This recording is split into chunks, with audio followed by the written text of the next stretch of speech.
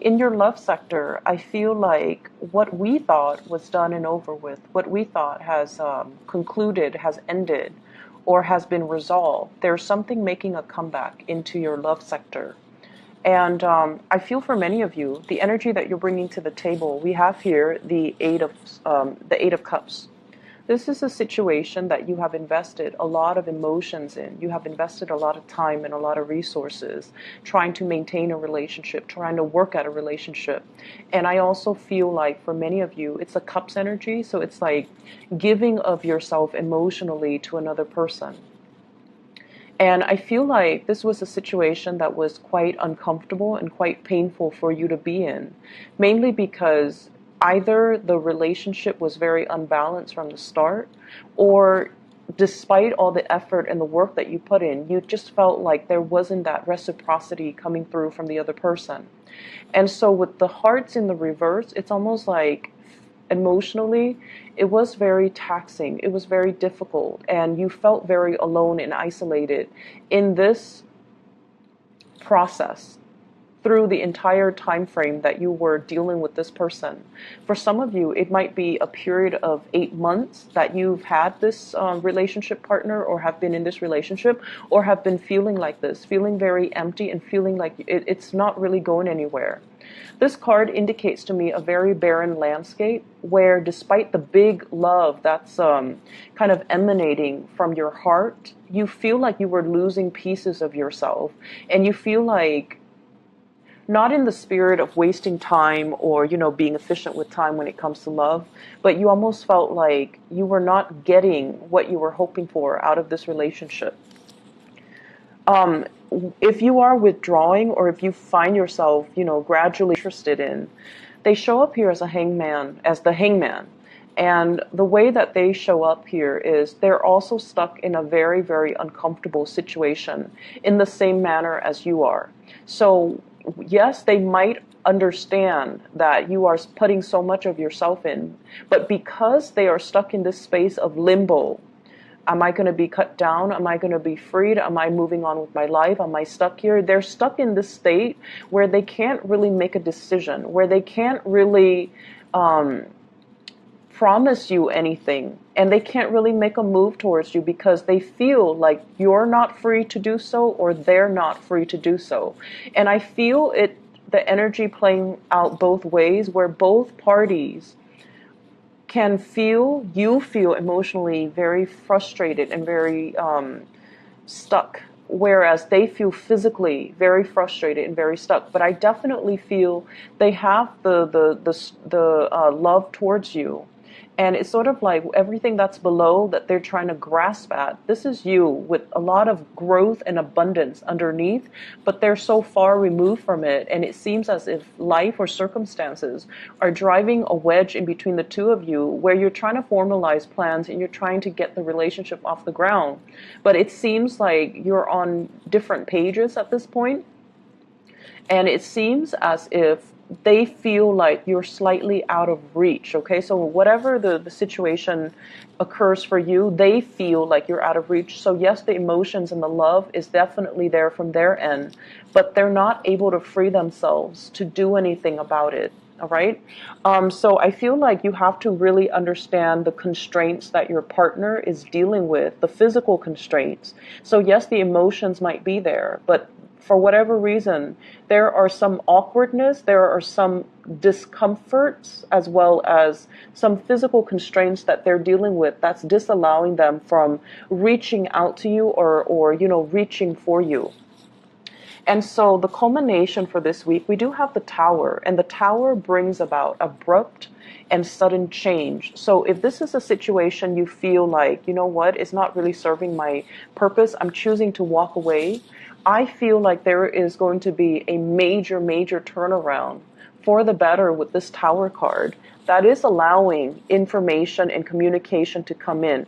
So I feel like somebody is coming towards you with an explanation, with an apology, with almost like the desire to speak and the desire to talk to you and the desire to kind of explain to you everything that has been going on in their lives, okay? So for those of you who are dealing with people that are either separated but not divorced, so for example, if you're dating somebody who's separated or but not completely divorced, I feel like they're going to come to you with some type of a clear resolution and be like, I'm getting a divorce. We're finalizing the divorce. I've already signed the paperwork and it's going to happen. So they're coming to you with some type of a swift news that is going to make you feel very welcome. But the only problem is, as long as you have waited, are you going to be accepting of this news? Or are you going to tell them, I'll believe it when I see it? Are you going to make demands to see the physical paperwork? Or are you going to make demands to kind of like tell them, once you're done with everything, once you're completely single, then you let me know? Because with the Two of Swords, this is a state where, I'm sorry, let me explain this card first. This is the Prince of Swords, okay, the Knight of Swords. They come in very, very quick with information. They are a messenger, and they come bearing news that is very swift, very sudden. And I feel almost like it's like that knight in shining armor riding off after you, not wanting you to leave, not wanting you to make a move, not wanting you to be with somebody else, because they're gunning it for you. And I feel like their energy, if they have been passive and indecisive in the past, they're going to make their feelings very known. So for some of you, this could be an air sign that you're dealing with, an Aquarius, a Gemini, or a Libra. And I feel as if some of you have trouble opening up your heart again, because you've invested a lot of your time and you've felt very isolated for a very, very long time.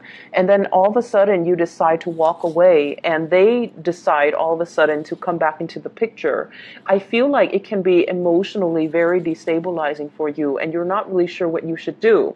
And my advice in love overall is, if this were to happen, you need to see the evidence. You need to see proof. You need to have them make some concrete actions, and you need to kind of wait it out and let them know that, I need proof, I need evidence, or I'll believe it when I see it. So why don't you not tell me ahead of time, but just wait until everything is finalized, and then we'll go from there. So I feel like, erring on the side of patience, because this person really doesn't want to lose you, and they're coming in, rushing in fast. So whatever you thought was done and over with, that you've moved away from, I feel like the other person is beckoning you to come back, or they are coming in to ask you to come back.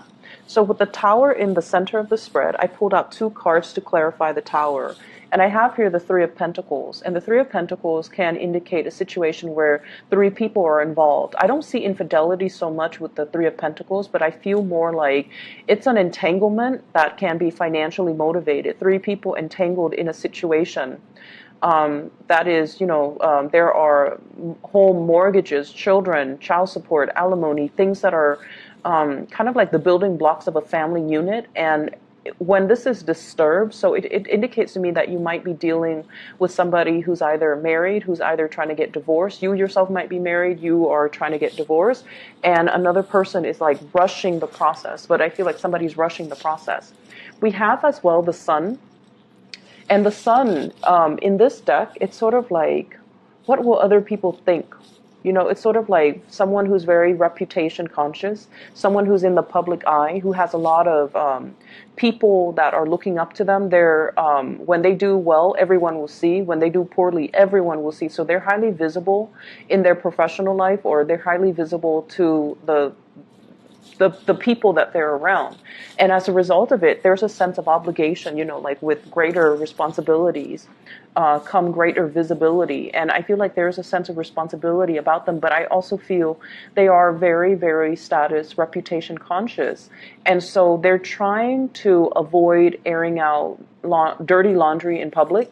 They're also trying to avoid creating too much riffraff, like rocking the boat too much in their environment. So they're a little bit resistant to change because their mentality is, what will people think? So if you're dealing with somebody like this in the work environment, they might not want to, they might want to keep workplace romances on the down low, so they might not want to advertise that they're dating a coworker.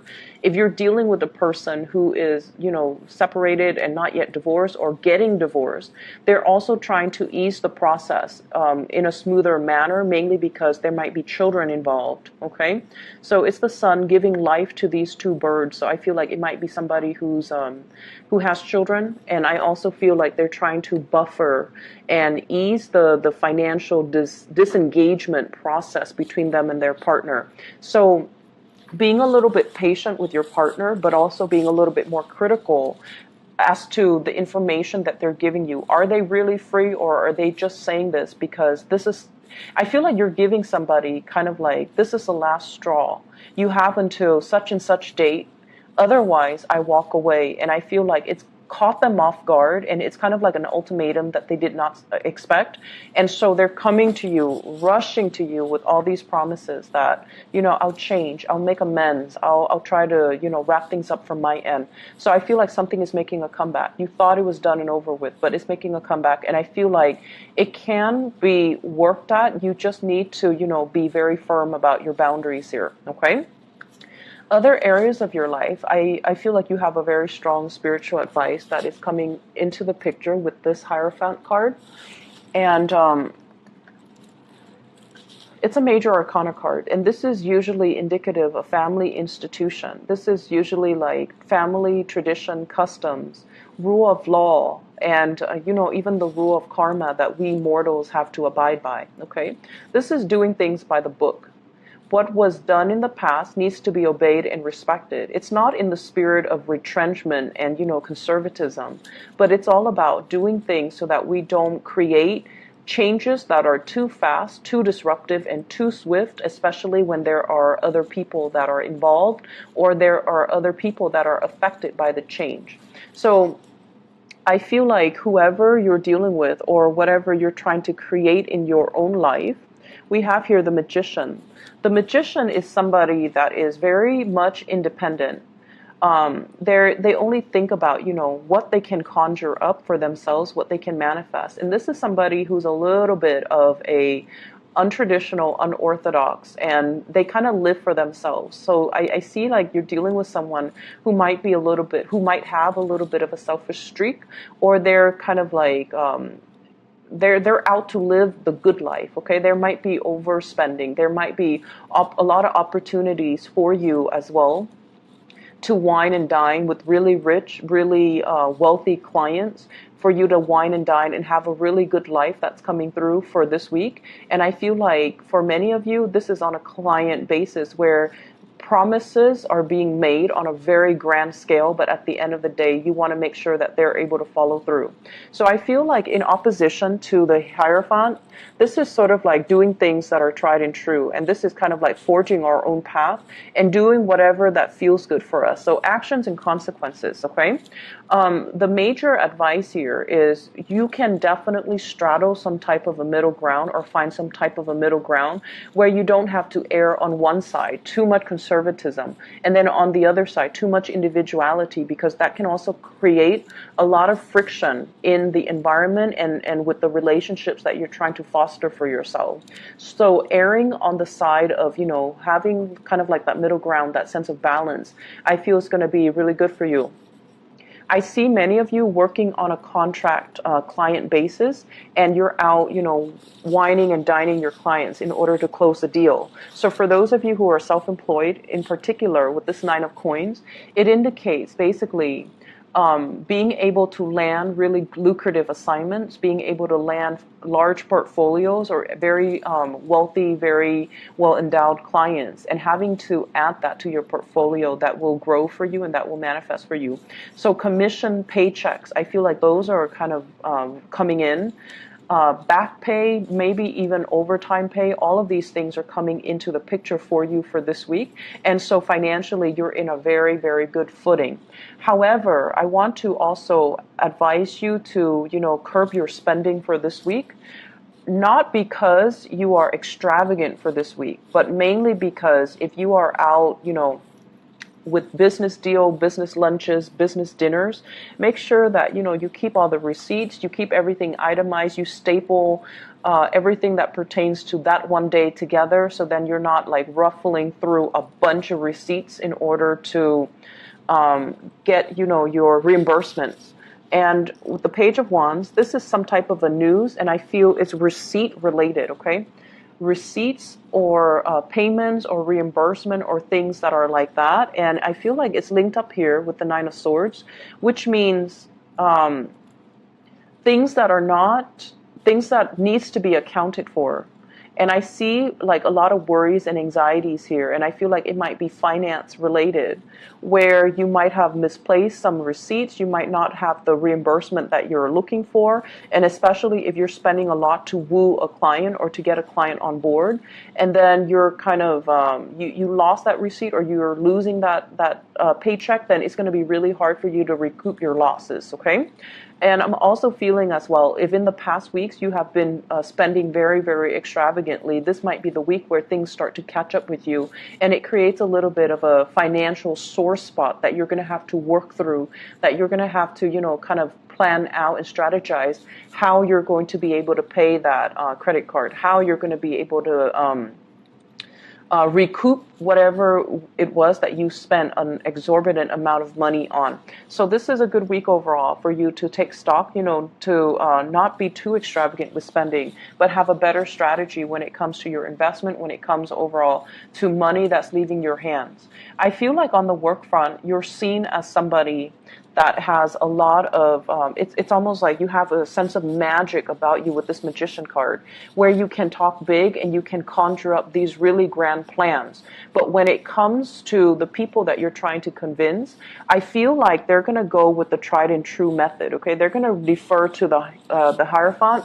which is, if it's not broken, let's not fix it.